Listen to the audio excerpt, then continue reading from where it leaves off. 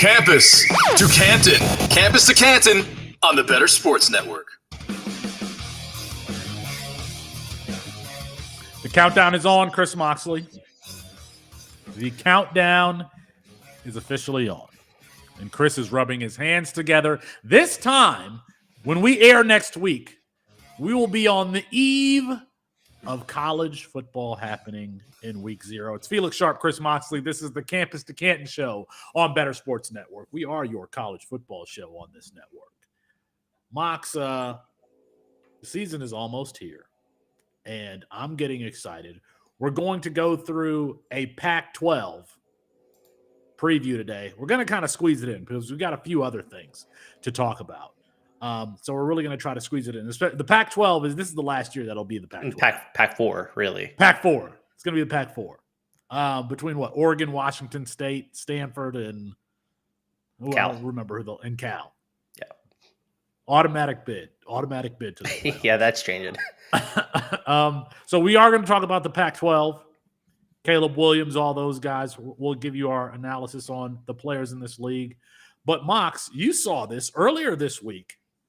Pro Football Focus, which is one of the titans in football media, for the first time that I've seen, they posted college football Devy rankings. And we have been told that the sport, the college fantasy football, the thing that we're here talking about, is a niche. But I keep seeing companies, big-time companies, invest in the college fantasy space in some respect, whether it be Devy rankings, straight up college fantasy rankings, something. Mox, I think it's the proliferation of college fantasy is happening right before our eyes. Yeah, it's crazy to think. Even when we started 2.5 years ago now in 2021, there was not a lot of content in this space. It was still considered what I would consider pretty niche. The explosion we've seen over the last 12 to 18 months is crazy. PFF having Devy rankings is like, they are such an industry standard. Like, they're talked about on national broadcasts. PFF rankings are mentioned everywhere. They're talking about during the games. That's during what I'm the saying. Actual games are bringing up PFF stats, and now Pro Football Focus has their own Devy rankings. It's pretty cool, and you're seeing other major players in the fantasy space make that same jump. Fantasy Points last year dabbled in it, and I think this year they're expanding their content offering even further. They have some really sharp folks over there. ETR established the run. Evan Sill and Ivan Levitan, they have a CFB DFS product that they're launching this year. The growth of the college format is just incredible. It's unparalleled. College fantasy is growing, I think, bigger than any other format in this space. And we were told when we started, oh, that's a niche. There's nobody that plays in that. There's no reason to invest in that. And now you have one of the biggest companies in football sports media dedicating content towards it. Just remember where you got it first, folks. Campus2Canton.com. That's where you need to check out the website. If you're tuning in for the first time, maybe you don't even know what Devy is. You might not know what Campus2Canton is. So Devy Fantasy Football is just an extended form of dynasty fantasy football where you have a taxi squad of maybe between 3 and 5 college players on your roster. And you have those players on your roster, and then when they enter the NFL, they're added to your NFL roster. The difference between Campus to Canton and Devy is that instead of those players just sitting stagnant, waiting to go to the NFL, in Campus to Canton, you actually have a full college team, 45 rounds. And you start a college lineup every single week. So you're playing with Marvin Harrison Jr. and Travion Henderson and Caleb Williams and whoever your favorite college players are, from freshmen to seventh-year seniors. You're playing those guys every single week. And then when your college players declare for the NFL draft, if they declare for the NFL draft, they're added to your NFL team. So you get to play a college schedule and an NFL schedule. And it just opens up Saturdays and Sundays to you. You have so much action really throughout the whole day on Saturday, because college football, as we know, doesn't end on the East Coast until 3 o'clock in the morning. And it starts sometimes on Tuesday. And That's right. You get football every single day of the week, except generally speaking Monday. But there's a couple of Monday games this year.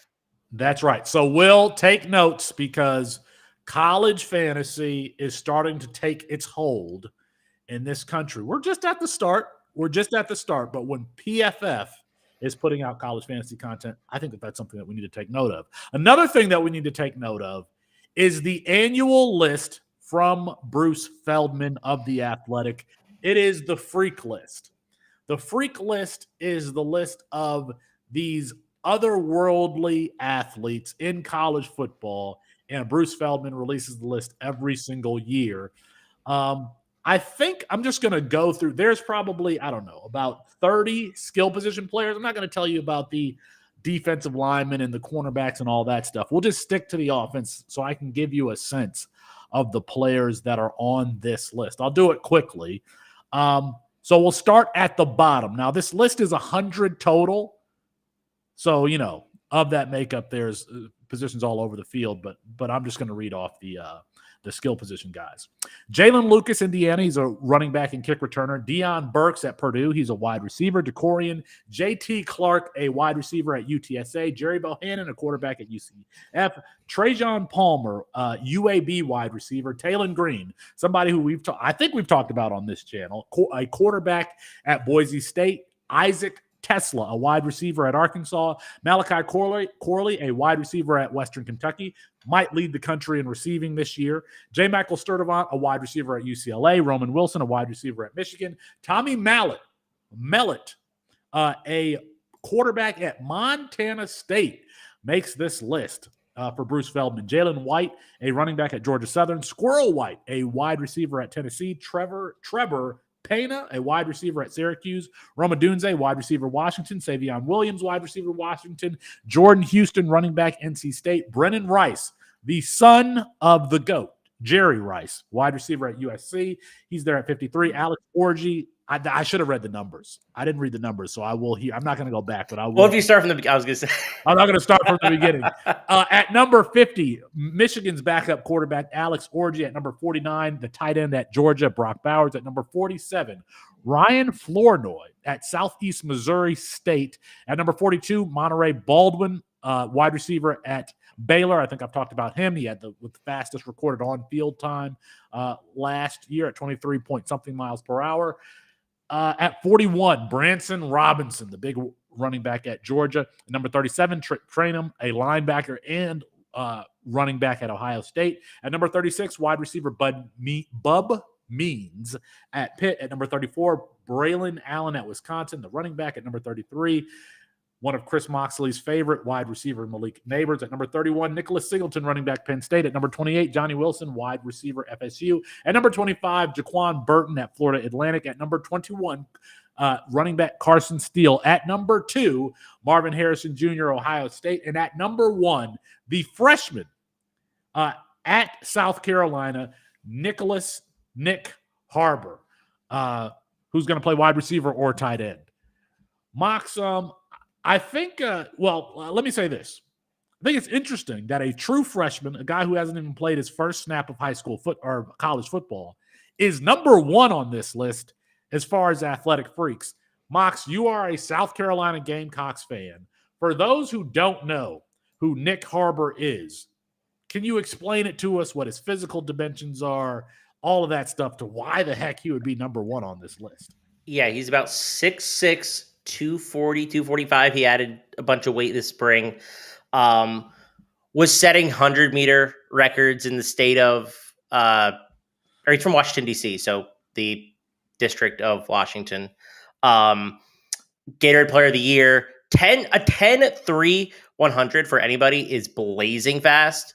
For a dude who's 6'6" and like 230 plus, it is just like unheard of. So off the top of my head, I think Tyreek Hill is like 10'4", Jalen Waddle is like 10'6", and those guys are small. You're talking about Nick Harbor being I can't 6'5", 240. Yeah, DK Metcalf. It's insane how athletic this dude is, and I mean he's like jacked, he's strong, he plays physical. I don't think he's going to end up at wide receiver long term. I hope he ends up as an edge because he could be just a force at that position. But he's also, what I like about Nick Harbor, and this is like getting a little bit away from the freak list, but like this dude is so smart, man. Like I think he's going to be really dedicated to just improving himself.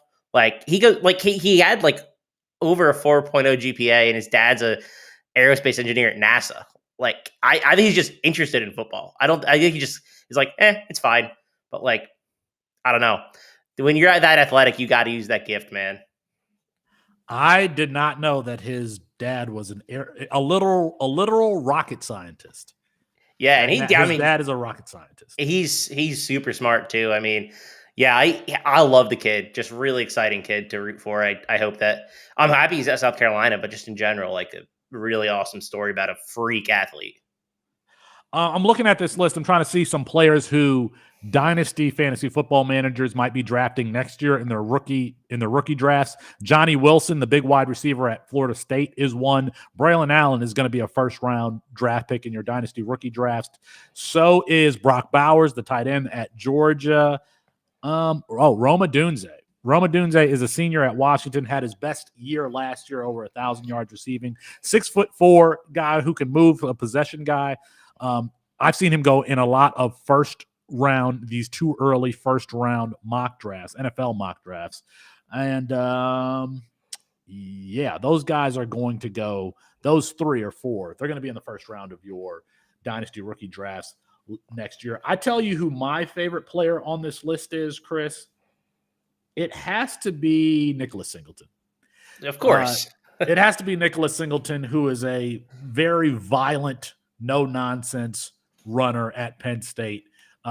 He was the best athlete at the running back position in the class last year. We had him in high school over 22 miles per hour. Anything over 21 miles per hour is where you're really moving. When you get to 220 pounds and you're moving 22 miles per hour, you're a freak athlete. So Nicholas Singleton, to me, is a Nick Chubb, Jonathan Taylor type player. And we know that Dwight Galt and Chuck Losey is no longer the strength and conditioning coach at Penn State, but he's the one who established that brand with Saquon Barkley and who's Mike Gesicki and Troy Apke, all of these guys from Penn State who have tested as 99th percentile athletes. That's Chuck Losey's foundation. Dwight Galt is now the strength and conditioning coach there. When you get somebody like Branson Robinson in a program like that, they're going to go to the NFL Combine and tear things up. So you got to wait 2 more years for Nick Singleton, but there's a reason why he's my favorite one on this list here. He's so fun to watch. I mean, you watch him, there are players who move different on the field. Like Nick Singleton's that guy. Like the explosiveness that he runs with it's special, like legit special. I mean, I don't think there's a running back that moves like him in college football right now. And I love some of the guys in this upcoming class, but yeah, Nick Singleton is my RB1. I think he might have been my RB1 or RB2 as a freshman. Like he should be. I think he's the best running back in college football. He's the best running back in college football. Now he splits time with Kaytron Allen, but that's a good thing. Kaytron Allen, a good back there at Penn State. But Nicholas Singleton not taking all of that pounding every single week. Another player that I do want to highlight really quick here is Talon Green, the quarterback from Boise State. You're talking about, a 6'4", maybe 210-pound dual threat quarterback with these long strides. Don't be surprised this season, his first full season as a starter at Boise State, if you see him have some games where he has, 120 yards rushing, he's the type of player who could bust off a 60, 70-yard touchdown. Has some trouble with where he's going with the football, but fun player to watch. And if you need a reason to stay up, if you're on the East Coast and you need a reason to stay up for a game that starting at 10 p.m. Eastern time, Talon Green, let him be that reason for you. The Mountain West Conference always has some guy that you need to pay attention to. It was Jay Kaner last year. The year before that, it was Carson Strong. There's always somebody fun in the Mountain West Conference that you need to be watching. And Talon Green is that. I love watching Talon Green. Like, what a talented player he is. I mean, he had a 91-yard touchdown last year. He's what? At least 6'6", 225. Like, he's a freak. You know who I'm surprised is not on this list? And I had to double check. I had to use my Control F, so I was double checking, triple checking. Joe Milton. Yeah. I mean, he's got the best arm in the country. I think, like, universally speaking, I'm not sure there's anyone who has a stronger arm. He moves really well for his size. Also, another big gifted quarterback. I don't know why you're like, if we're just looking at athletes, you're telling me that Joe Milton is not a better athlete than like Brendan Rice. Like, I think Brendan Rice is good and fine, but like, I'm looking at this list and I'm like, I don't know about that. I don't know about some of the guys on this list over Joe Milton, but I mean, I could pick it apart a lot. Can I give you one name that's a sleeper for next year's draft that I think could go Joe pretty Milton, high? the quarterback at Tennessee, who is going to be taking over for Hendon Hooker. We expect big things, bombs away in Josh Heupel's, Art Briles spread offense. Yes, that's Joe Milton has also lost a job twice and transferred already once. So like, you're playing with a little bit of fire there, but he is a very physically impressive quarterback. Guy that I think could go round 3 next year, nobody's talking about, Jaquan Burton, who is 25 on this list. Florida Atlantic wide receiver. I think he's pretty Jaquan Burton. You're making up names. He's 25th on the list. Up names. You're making up names. Stop it. He is a really interesting player. And I know he's on I think he's a 5th-year guy, but he's definitely caught the eye of the Senior Bowl and the Shrine committees. So like, it wouldn't surprise me if he made it just because how athletic he is. Like that, him being on here is not surprising at all. I think he could be a round 3 pick in the NFL draft. First of all, I need to go through all my leagues and make sure that he's rostered. If he's not, I'm going to pick him up. But for those, and I'm one of them, I'm honestly one of them. For those who have not seen Jaquan Burton play, give me a sense for what I can expect when I turn on the tape, or physically, like what he looks like, his size, all that kind of stuff. Yeah, he's like probably 5'9", 5'10" speed guy. He's not super small. He's probably 180, 185. I don't remember off the top of my head. I could tell you. He's old for his class is the problem. Like, he is a 5th or 6th-year guy. He did transfer in from JUCO, which is why he's like kind of unknown. He's been at Florida Atlantic now for a couple of years. A really good field stretcher. A player who gets open deep pretty much at will, but they haven't had a quarterback who can get him the ball consistently, and he's also been competing for targets for a while. So with Tyrese Chambers, so it wouldn't surprise me if Burton had a breakout this year. Because I mean, I like what this offense could be, generally speaking, with the hire of Tom Herman from Texas days a couple years ago. But yeah, he's a player that I have in a couple spots that I am just keeping an eye on. I just think the physical tools could get him to into the conversation for day 2.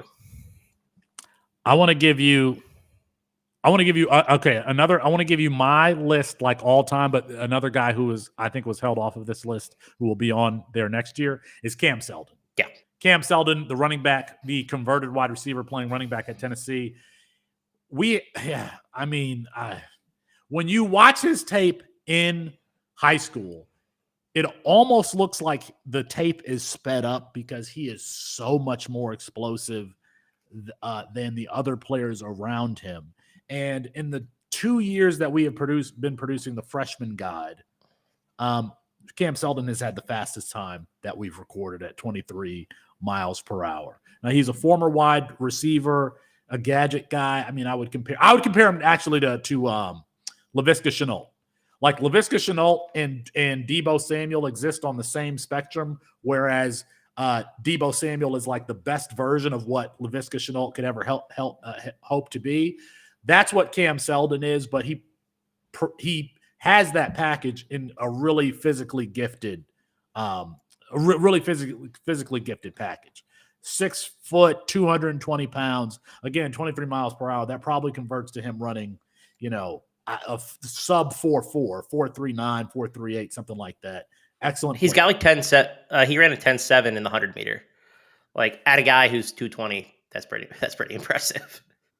When you're sub 11 100 meter dash times, that's what we're always looking for. I was going to go into my like all-time freak list my personal all-time freak list that I would put guys that I would put on, but we're up against the break. So let's do that after the break. And Mox, that'll give you some time to maybe think of the same thing.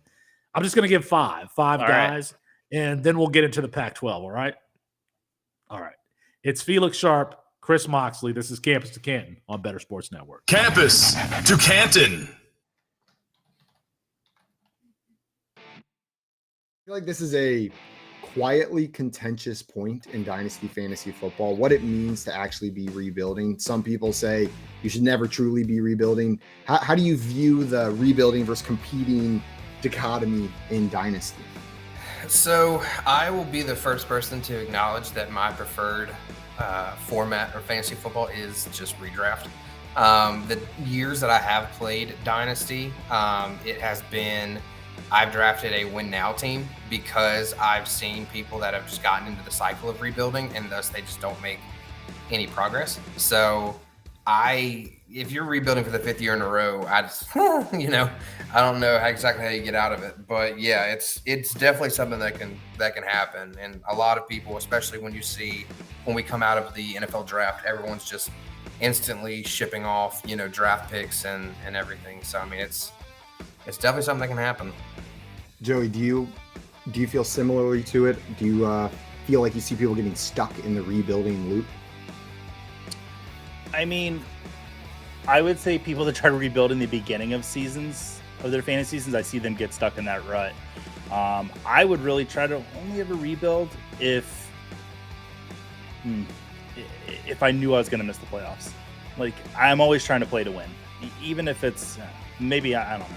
I think my big thing is the word rebuild is a much shorter time frame than I think most people say it should be. Like, they look at rebuild as like 3 years out competing.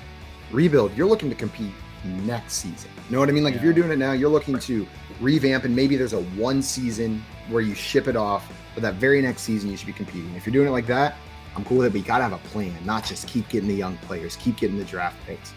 Otherwise, you end up like Tim. Maybe not like Tim who gets a bye, but you make the playoffs, you're in that like 4 to 6 range every year, just hovering in the middle. Nothing ever gets better, nothing ever gets worse. I think I play like you in Dynasty, Simon. I play in 3-year windows. 100%. That's my go-to. And with the rate at which Dynasty leagues turn over, you should really only ever play in a 3-year window.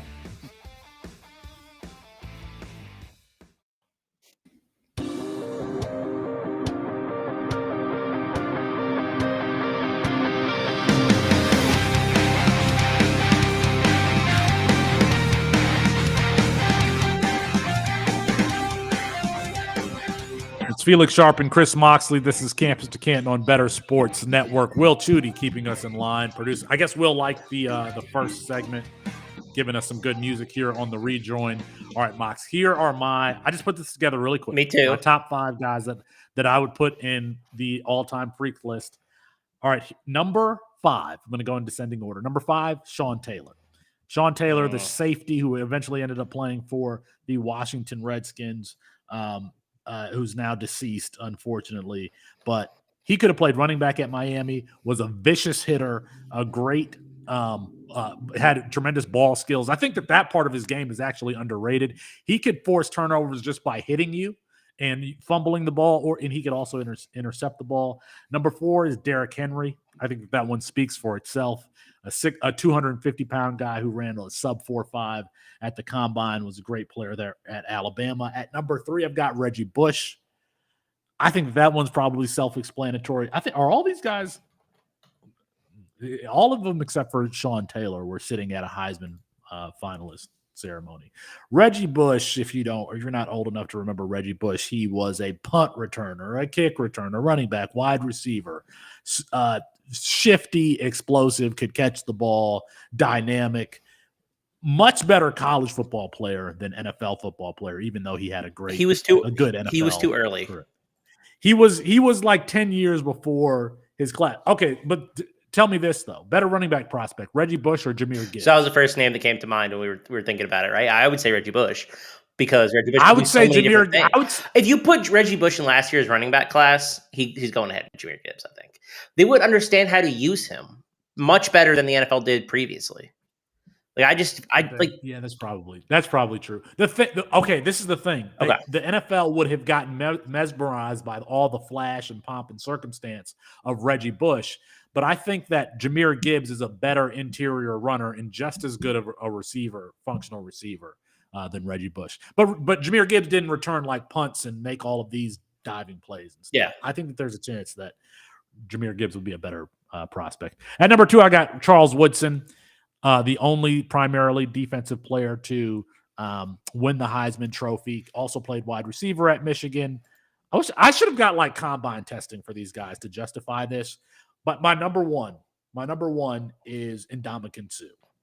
Ndamukong Suh at 300 pounds. He ran like a 4.8 or 4.7 at the combine. Super strong, bull rusher, all-around athlete. Chris Moxley, you just shrugged your shoulders in the air like he doesn't deserve. No, I didn't. I was just surprised who your number one was. Mark Ingram stole. Yes, he did. The Heisman Trophy from Ndamukong Yes, Suh. Ndamukong Suh should have had it. He should have been the second primarily defensive player to win the Heisman. But that's my 5. Sean Taylor, Derrick Henry, Reggie Bush, Charles Woodson, and Ndamukong Suh. We don't have any overlap at all. I'm just going to give you. I actually wrote down 7. Is that okay? Can I give you 7? No, you got it. 2 got to be outside looking in. Outside looking in. Vincent Jackson. He's the number 1 athlete in our athleticism database. Okay. So he's a 100th percentile athlete at 6'5", 240. I mean, you're not going to find guys that move like him super often. Who else do I want to leave out? I'll leave out Anthony Richardson, even though I think he's probably deserving of being top 5. He's special, man. Oh, why did that's who I thought was going to be your 1. I didn't go in with any recent guys. That was an easy one. You're taking the low-hanging fruit there. Okay, and then my 5 that I'll actually use. Deion Sanders. You play football, you play baseball, you play all positions at a high level, like that's special.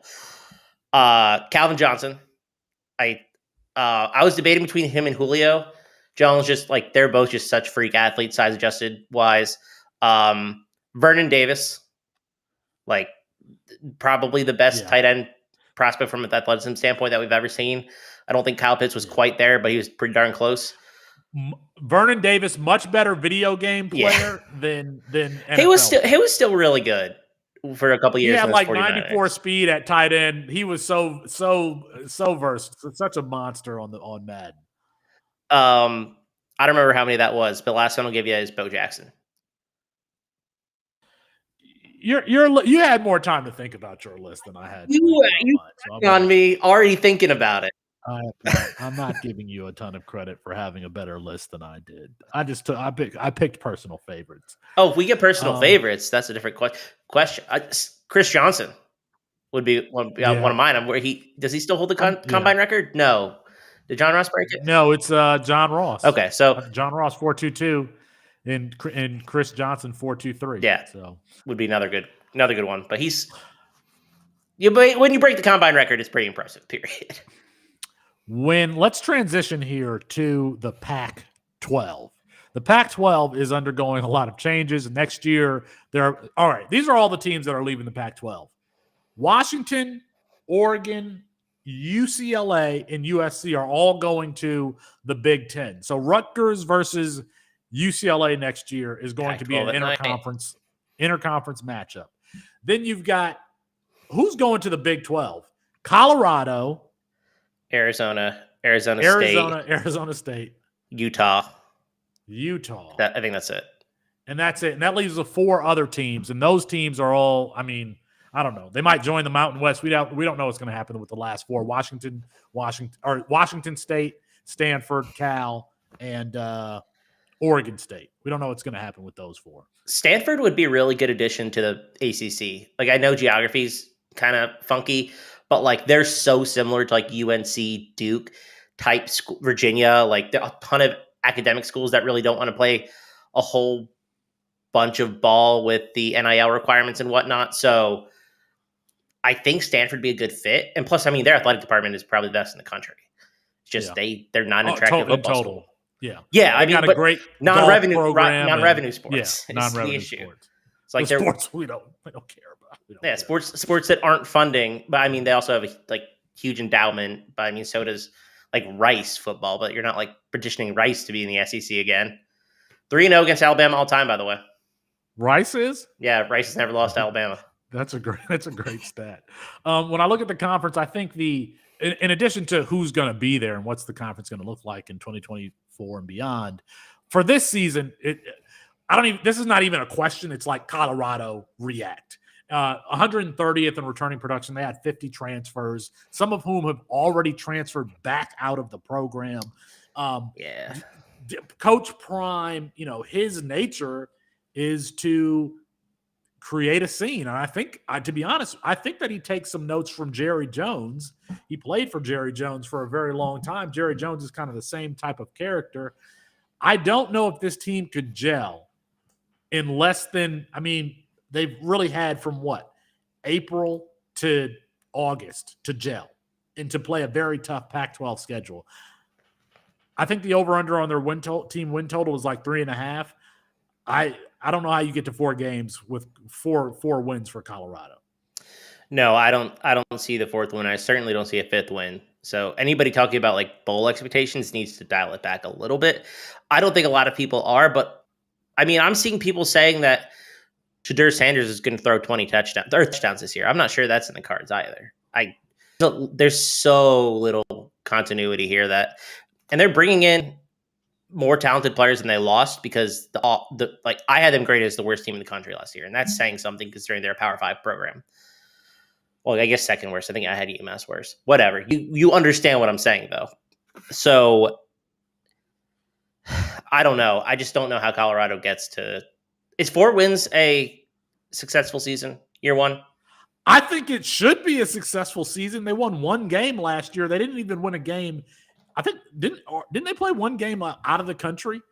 I don't think that their 1 game was like the first game of the season. And maybe I'm misremembering. That's Northwestern. They haven't won a game on US soil in like 2 years or whatever it is. Okay. But no, it should be a successful season if they win 4 games. I don't think that anybody's going to feel that way given the faux expectations that have been put on this program. I don't really understand it. When you come in with the fanfare that you did, like being Prime, like I'm bringing Louis, stay or get out. I don't know that he actually did because some of the transfers that he got are just, yes, they had the recruiting pedigree when they were high school recruits going into college, but you're talking about a lot of guys who weren't playing at the programs that they were with. And now I don't know if all of those guys are Louis. Now, Cormani McClain, the number 1 cornerback in the class. Travis Hunter, the number 1 player in the 2022 freshman class.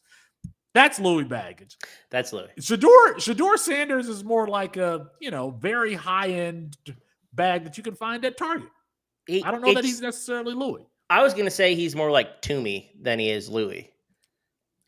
We're talking like luxury travel brands. I have, and you stumped me on that one because I don't even know what the luxury travel brands are. But we're definitely going to be paying attention to that spectacle. I will be at the first Colorado home game against Nebraska on September 9th. I can't wait for that. That's one of their winnable games. That is, that's one of their winnable games. If they lost by 15, would you be surprised? No. Yeah. No. But I also wouldn't be surprised if they won by 4. So. That's why we love college football. It's that we don't really know what to expect from season to season. I think the other important question for this conference, and when you look at the conference, USC is a premier team, a premier head coach, a premier quarterback, and one of the worst defenses in the country, 106th in the country. Alex Grinch, the defensive coordinator. Can he improve USC's defense? A guy who came under a lot of fire last year, rightfully so. This is a team that couldn't tackle. This is a team that looked to be lined up in the wrong spot. This is a team that is soft. But USC is one of these teams with playoff aspirations. Well, they might have to do it with a bottom 30 defense in the country.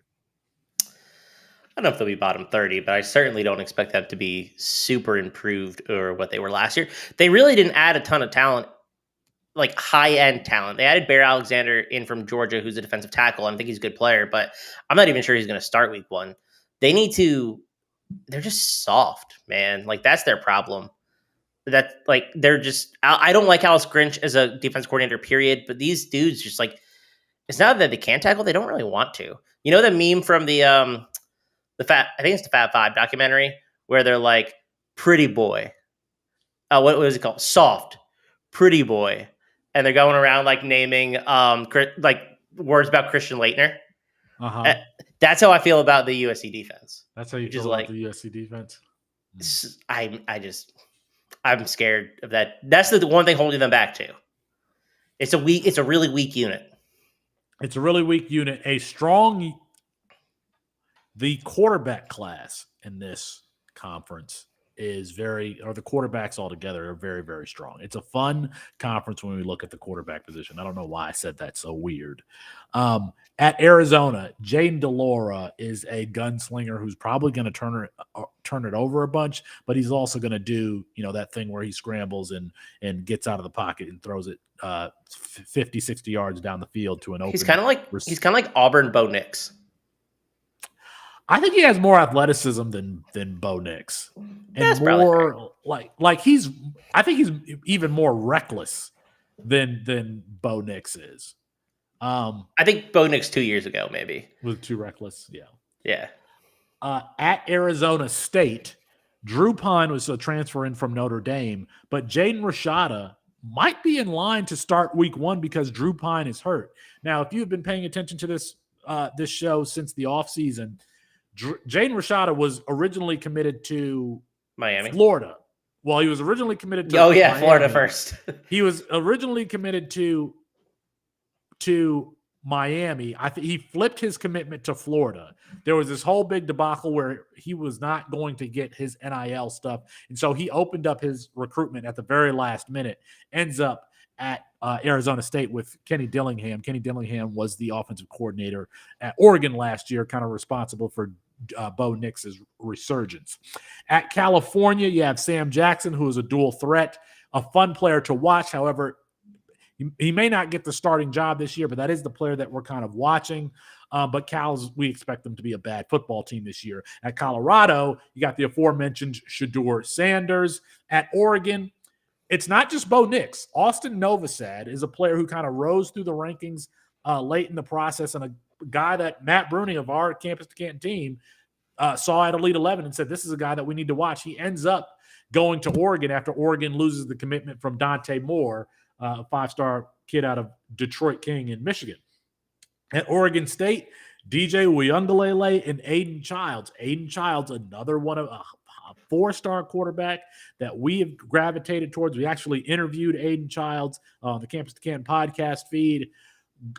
Good player they've raved about in camp. I don't really know how to describe Aiden Childs. He's a guy who can scramble, but scrambles to throw. To me, it's reminiscent of Deshaun Watson.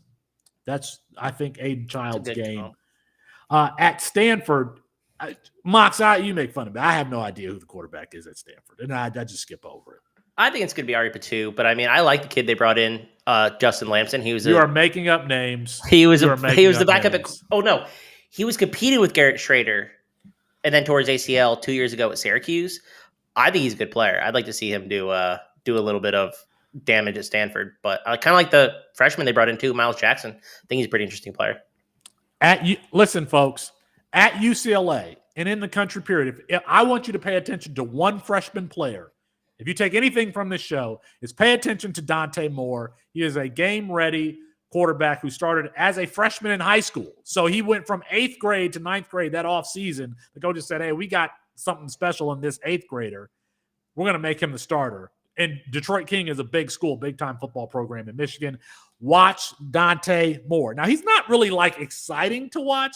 He's kind of like a game manager, but game-ready quarterback freshman in Dante Moore at UCLA. I think we're going to see him start sooner rather than later. At USC, you know about Caleb Williams. Did you know that his Malachi Nelson, also a 5-star quarterback in this class? Austin has called him one of the more accurate quarterbacks he's ever seen as a high school recruit. He's set to take over when Caleb Williams departs for the NFL draft after the season. At Utah, you got Cam Rising and then nobody after him. Cam Rising is hurt. He's not going to start this year, at least to start the season. It's going to be tough for Utah to kind of recover without him. At Washington, Michael Penix Jr., you should know him. He's a Heisman dark horse. Austin Mack is a quarterback who reclassified to this year's freshman class to take that tutelage under Michael Penix Jr. I'm going to watch for him next year and the seasons after. And then at Washington State, You got Cam Ward, who is one of the best scramblers, one of the best broken play players in the country, in my opinion. We haven't really gotten to talk about them because we're kind of going through this list fast. We'll get into the quarterback position and wide receiver, running back when we come back. It's Felix Sharpe, Chris Moxley. This is Campus2Canton on Better Sports Network.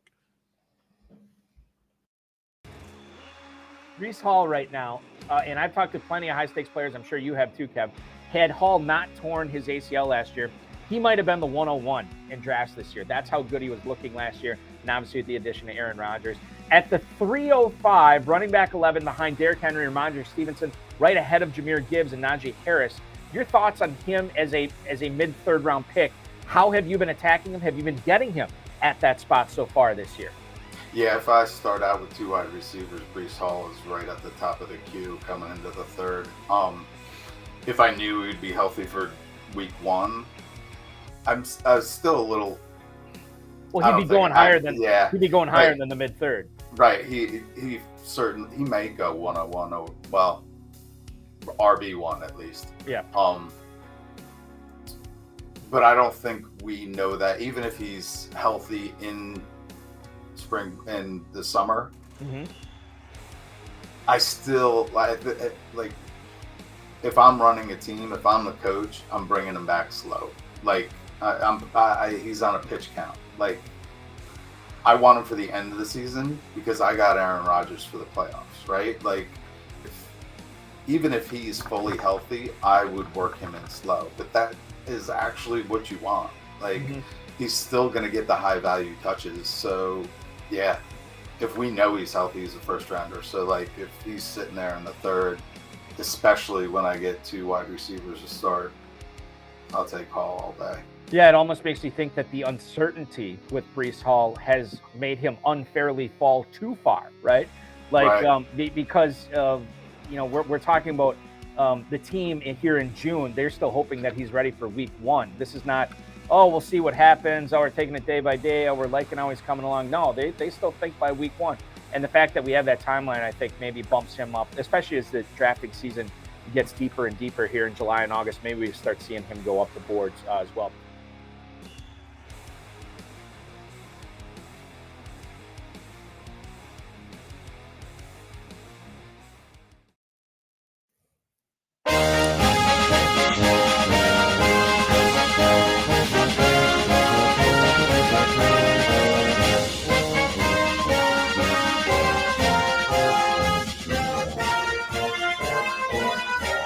Join all of our live talk shows on the Better Sports Network YouTube channel. Call in or live chat with our hosts and community. Watch all of our shows and see clips of our best moments and interviews on YouTube and Twitter at bettersports.com, and follow Better Sports on Twitter.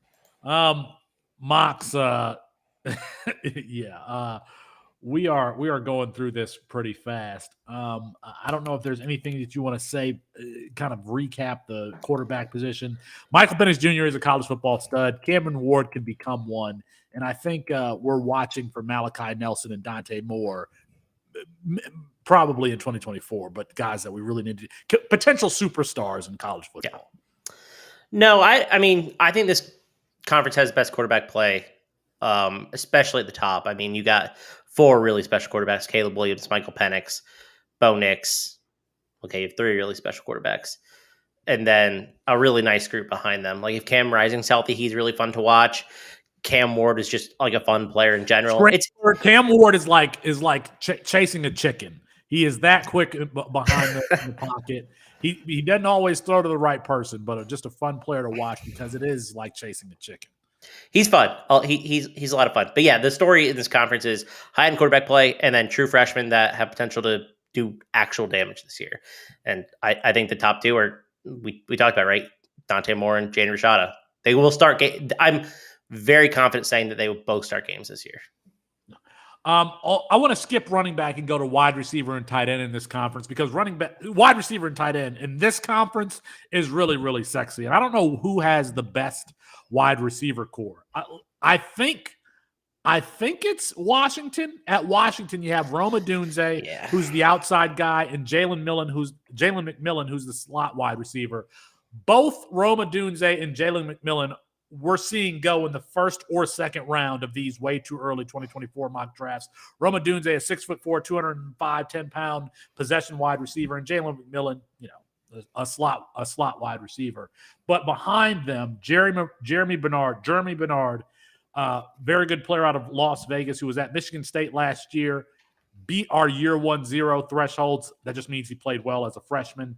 He's very good. He's now at Washington, a team that's going to throw the ball way more than Michigan State was.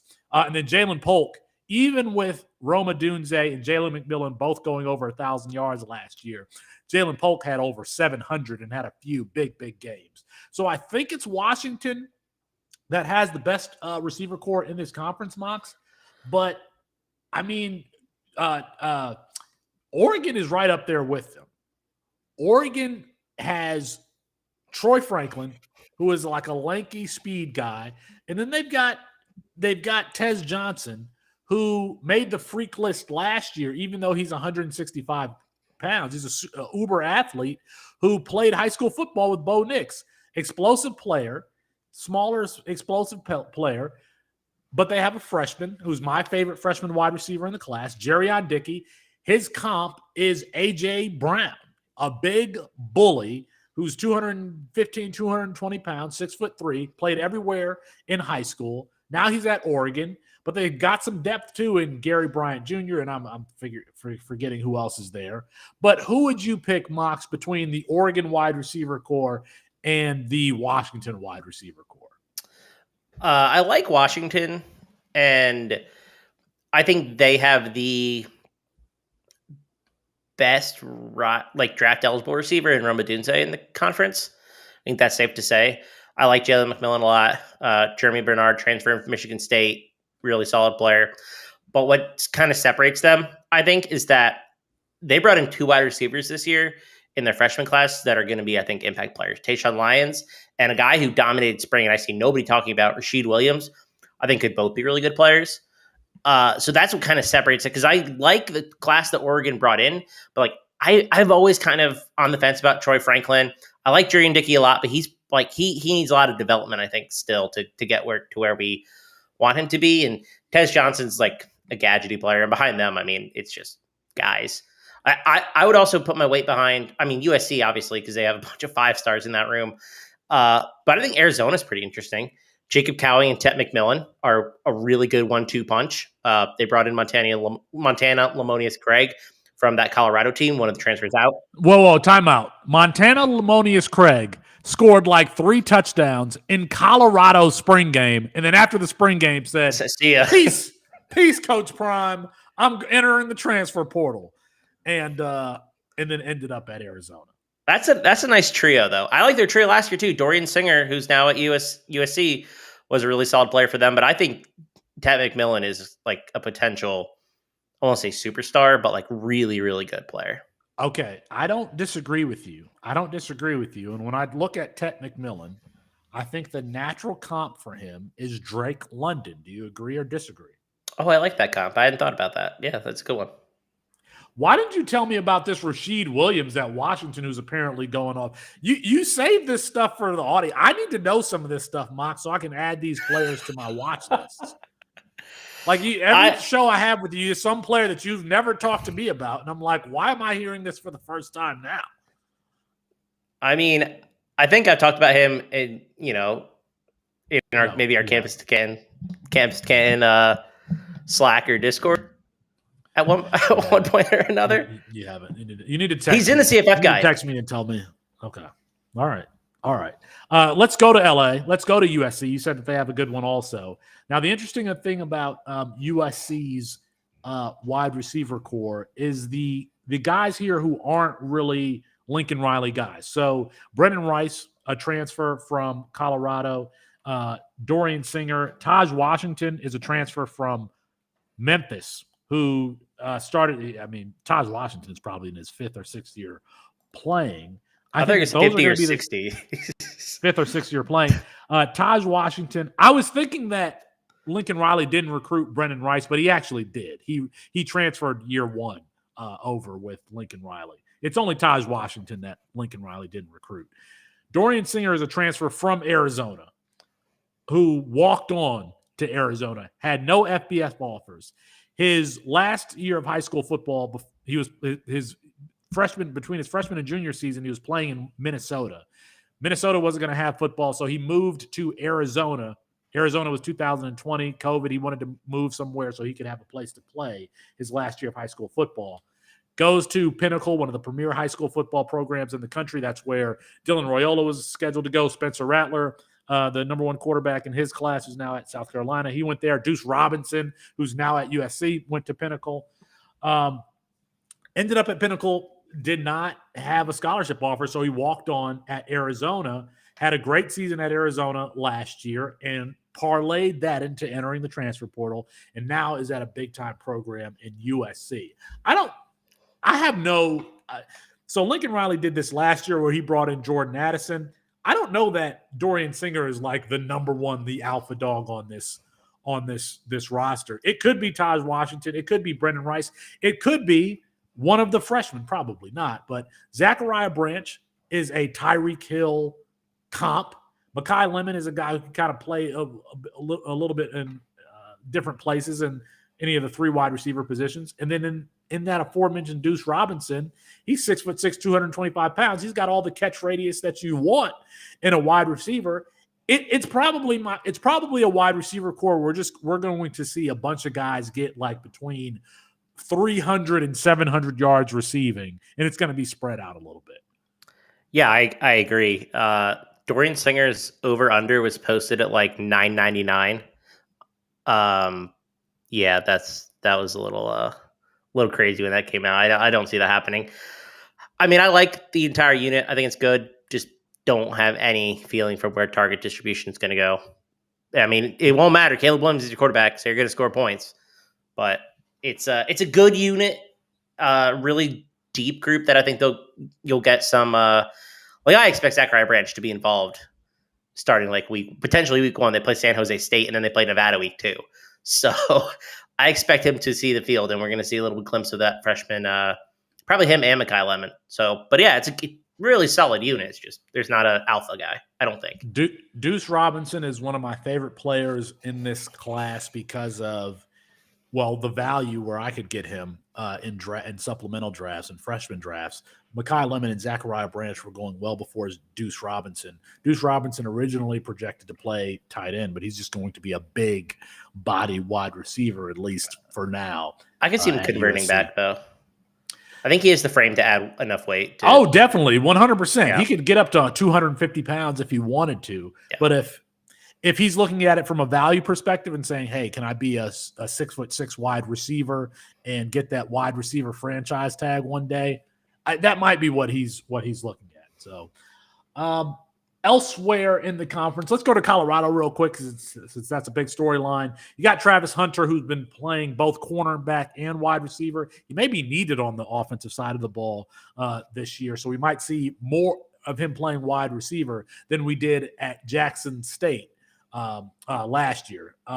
Xavier Weaver and Jimmy Horn also figured to be heavy in the rotation there for Coach Sean Lewis's offense. And Mox, you like Travis Hunter as a wide receiver draft pick in Campus2Canton leagues. I mean, if he was playing wide receiver, he'd potentially be the best wide receiver in this conference. He's just special. He's just a special athlete, like one of those players who, regardless of what position he'll play, is going to be fantastic. I think he is a corner long term, but really special. Just moves different, has that extra gear that not a lot of players have. He's just fun to watch too. Just one more player that I want to mention in this conference for folks to track is J. Michael Sturdivant. He will be the number one wide receiver at UCLA. He is a transfer from Cal, so he's either going to catch passes from Dante Moore or Ethan Gerbers, whoever just starts at UCLA. I personally hope that it is Dante Moore. Let's go to running back here. Now, running back not as sexy as the wide receiver position, but there is some talent here. There was a 6-week span where true freshman Damian Martinez at Oregon State ran for over 100 yards. And it wasn't cupcakes. I mean, he ran for over 100 yards against Oregon in the last game of the regular season. He's 6 foot, 232 pounds, as a true sophomore, Would you rather projecting for the NFL, Mox?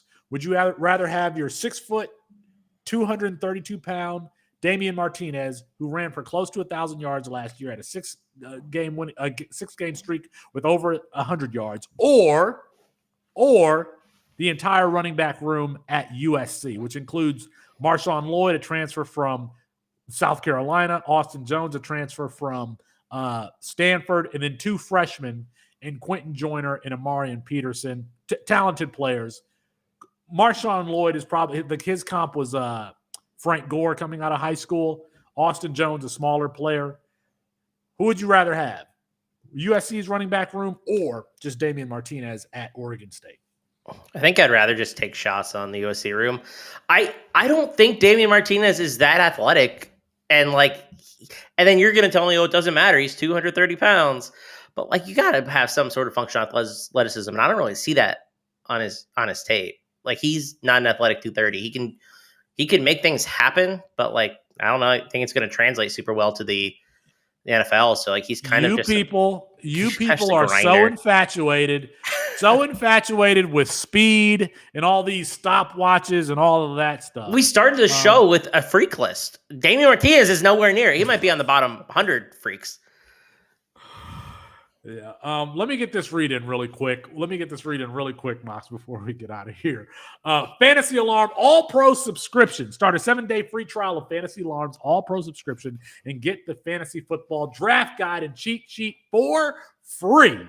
Go to fantasyAlarm.com/draft. You see how professional I am? Getting the read in right before we go off the air. I was supposed to get how you intended it. That's exactly how I intended it. We're pros. The running back rooms are not really sexy.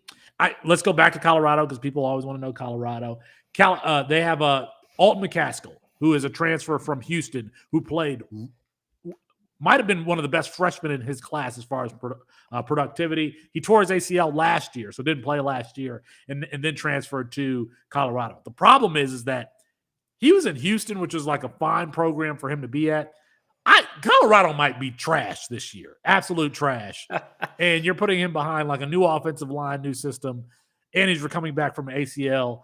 I don't know. I might have stayed at Houston and taken my shots there, my chances there. They were shocked that he transferred. Dan Holgerson came out and said it he was taken shocked that because he said he wasn't going to, then ultimately did, which means that he got the bag from Colorado late in the process. He was one of the last transfers in. His freshman season was crazy though. At least a dozen touchdowns.